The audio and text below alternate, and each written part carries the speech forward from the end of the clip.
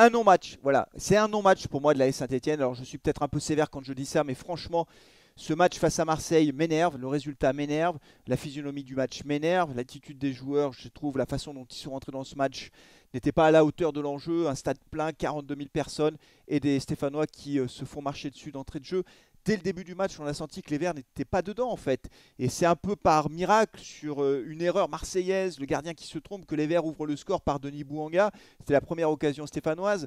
Et en fait, c'était un but contre le cours du jeu. Mais enfin, en tout cas, ça avait lancé le match et les Verts donc, démarrent cette rencontre avec un peu de chance et réussissent donc à mener au score jusqu'en toute fin de première mi-temps en tenant globalement. Alors Marseille, bien sûr, avait la possession de balle, hein, quasiment 80% de possession de balle, 75% de possession de balle. Mais les Verts, du coup, ont tenu cette première mi-temps. Et là, tout s'est joué en 3 minutes, en toute fin de première mi-temps. D'abord, le deuxième but stéphanois qui est refusé, c'est Tube qui centre. Denis Bouanga est à la tombée du ballon. Il prend le ballon de la tête au 6 mètres et il le met au fond. Ça fait 2-0 pour Saint-Etienne. Et là, c'est là, Denis Bouanga était hors jeu. Et effectivement, il était hors jeu très peu, mais il était hors jeu. Et donc, le but est logiquement refusé. Et là, il reste une minute à jouer et les faits s'enchaînent en quelque sorte, puisque sur un corner marseillais, c'est Mangala qui accroche, mais comme ça. Il le prend comme ça, Kaletakar. Kaletakar. C'est incroyable. Je n'ai jamais vu ça. Je ne comprends pas qu'on puisse faire une faute comme ça. Il est expérimenté et le mec il s'accroche au joueur. Alors évidemment le Marseillais il se laisse tomber. Ouais, je pense pas qu'il résiste beaucoup. Mais avec l'assistance vidéo, comme il le tient comme ça, il le serre dans ses bras, mais vraiment il le serre dans ses bras. L'arbitre est obligé de siffler pénalty. Mais comment on peut faire ça? C'est une faute professionnelle. Je ne comprends pas. Je ne comprends pas. Parce que, évidemment, cette égalisation marseillaise, juste avant la mi-temps, puisque Dimitri Payet transforme le penalty, évidemment, elle change tout. Psychologiquement, c'est pas la même chose quand tu rentres au vestiaire avec un but d'avance ou quand tu en prends un juste avant la mi-temps. Dans la tête, ça travaille. Je comprends pas. Mangala, c'est une faute professionnelle énorme. Dites-moi ce que vous en pensez. On a donné ce match aux Marseillais. Pourquoi on l'a donné? Parce qu'en début de deuxième mi-temps, qu'est-ce qui se passe?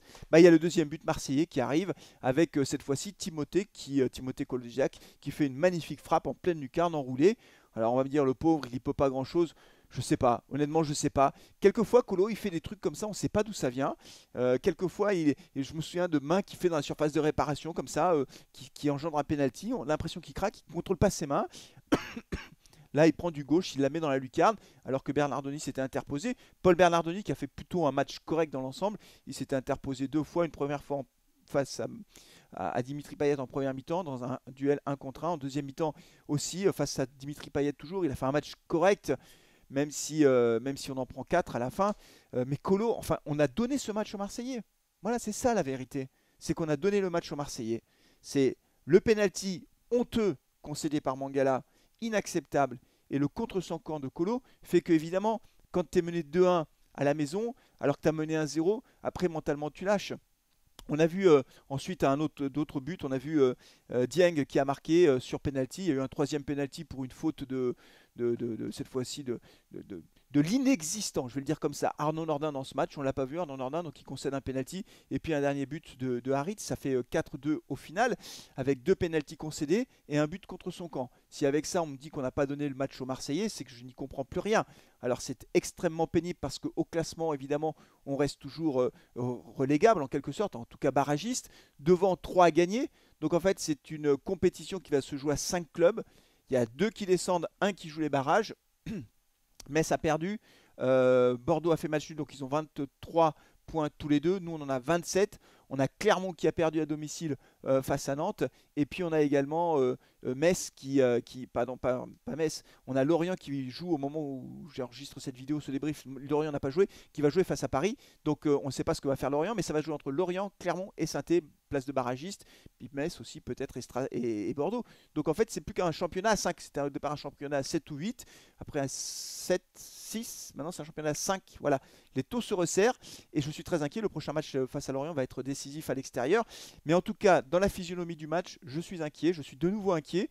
On avait regagné en espoir, en confiance, avec l'arrivée de Pascal Duprat. On tournait à 2 points par match en moyenne. Là, depuis 3 matchs, on a marqué 2 points. Donc là, vous voyez, le rythme s'effondre. On avait fait match nul à Lille qui était plutôt un bon résultat. Match nul à domicile face à 3 qui est un mauvais résultat. Et puis cette défaite face à Marseille. Marseille est deuxième du championnat, c'est une bonne équipe. Hein.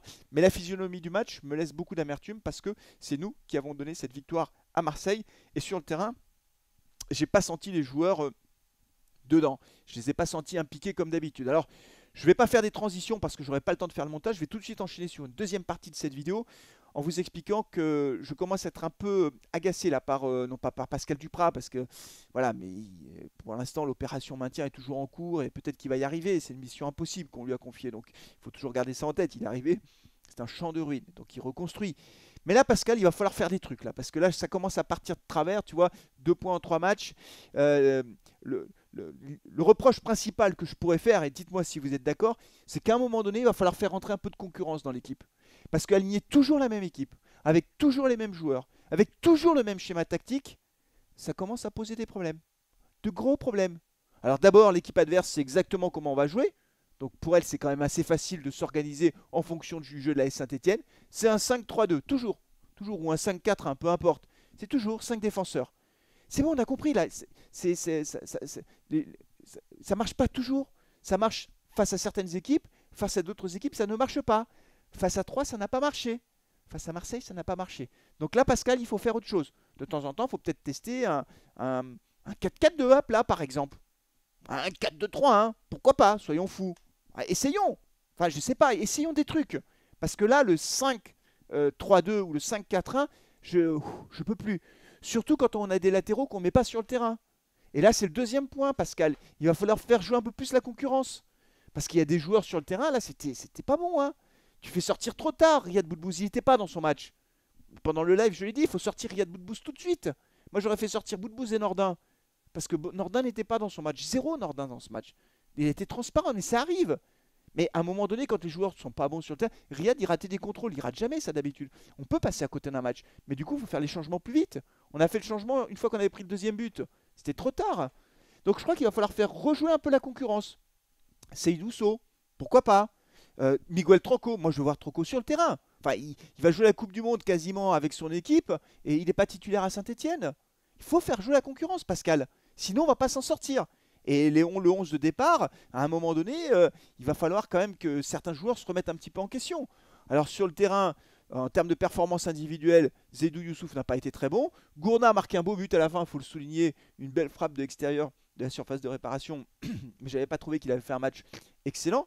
Le jeu de l'équipe n'a pas été bon aujourd'hui. Les joueurs n'ont pas été bons. Mangala a fait une faute incroyable. Nadé, il a fait son match à peu près, je vais dire ça comme ça. Kolo qui marque contre son camp. Tube n'a pas été le plus mauvais, mais enfin, je crois qu'il faut maintenant faire un peu de changement parce que là, il va falloir retenir un discours mobilisateur, secouer les joueurs. Peut-être qu'on a cru un peu trop vite qu'on était arrivé, qu'on était maintenu en Ligue 1. Je crois que c'est une erreur. On est loin d'être maintenu en Ligue 1. Les 3 matchs qui vont arriver sont des matchs cruciaux, à commencer par celui de vendredi prochain à Lorient. Donc c'est la mobilisation générale. Voilà, et il faut absolument que l'équipe montre un autre visage que celui qu'on a vu face à Marseille, avec des joueurs qui n'ont pas réussi réellement à rentrer dans le match dès le début. Voilà, donc je suis un peu énervé pour tout vous dire par cette défaite de la S Saint-Etienne. Je ne sais pas quel est votre état d'esprit. Je trouve qu'on a donné le match aux Marseillais, qui n'en avaient pas besoin, parce que c'est plutôt une bonne équipe. Ils n'avaient pas besoin qu'on les aide à ce point-là. On concède 2 pénaltys. On marque un but contre nos camps. C'est bon, là, dans ces cas-là, c'est mission impossible de gagner un match.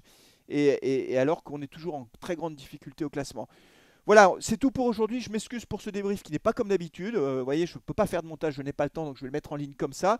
Je m'en excuse. Pensez à liker la vidéo, bien sûr, si elle vous a plu. Abonnez-vous à Carton Rouge TV. En général, ceux qui regardent les débriefs, il n'y en a que la moitié qui sont abonnés à Carton Rouge TV. Et ça, c'est pas normal. C'est pas normal. Donc abonnez-vous, ça fait toujours plaisir. Merci beaucoup. Passez une bonne semaine. Prenez soin de vous, de vos proches. Et allez les Verts. Ciao.